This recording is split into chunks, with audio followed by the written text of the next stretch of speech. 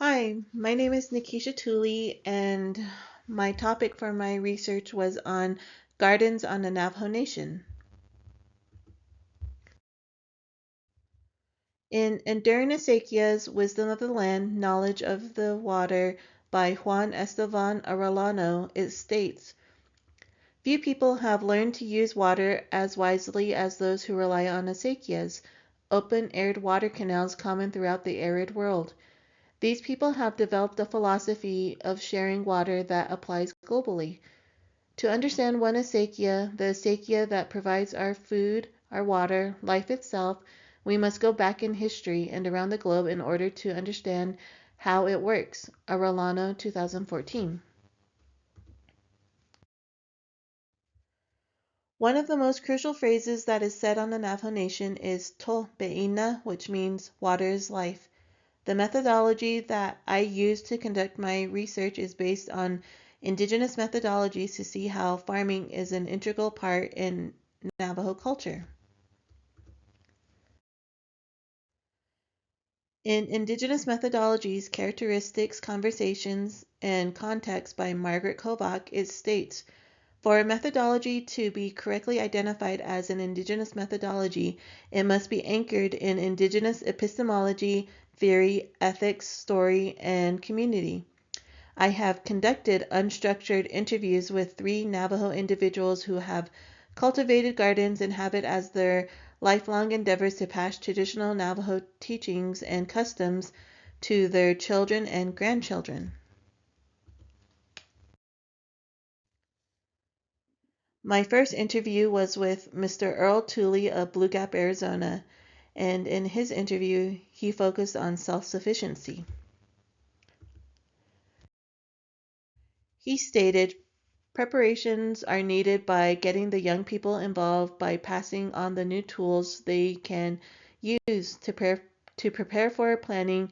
Training has to take place so they too can understand what is needed to cultivate the garden.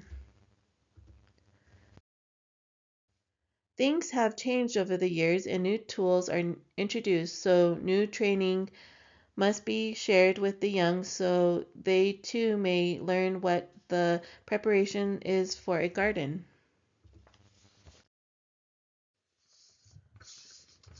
My second interview was with Miss Rose McCabe of Bird Springs, Arizona, and she talked about preparedness, hard work, dedication, prayer, and faith.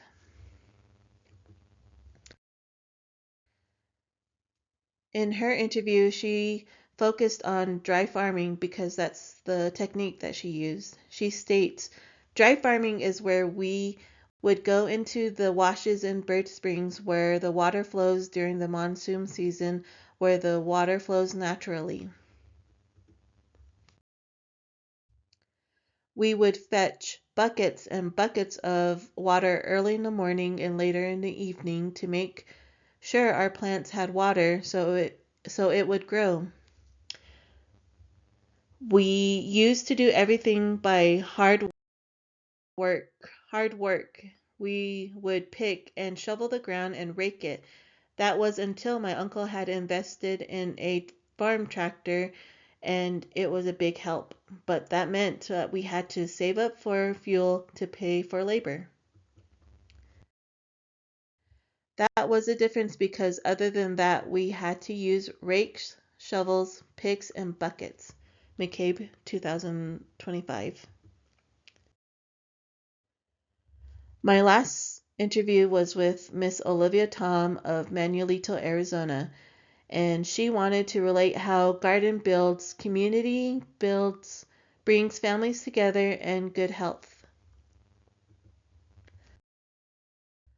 One of the unique things that Olivia had mentioned to me during her interview was that she only allowed good things to be said and done during when you were in her garden. She told me that she told her children that they were only allowed to think good thoughts while they were watering the garden and collecting the harvest from the garden. Philosophically, indigenous theory arises from indigenous epistemology that is couched within indigenous ethics community, including land and place, and self, Kovac 2021. Lastly, I had asked my interviews what do they hope for the future generations to learn about growing a garden. Earl Tooley said to be self-sufficient, Rose said to be prepared, hard work, dedication,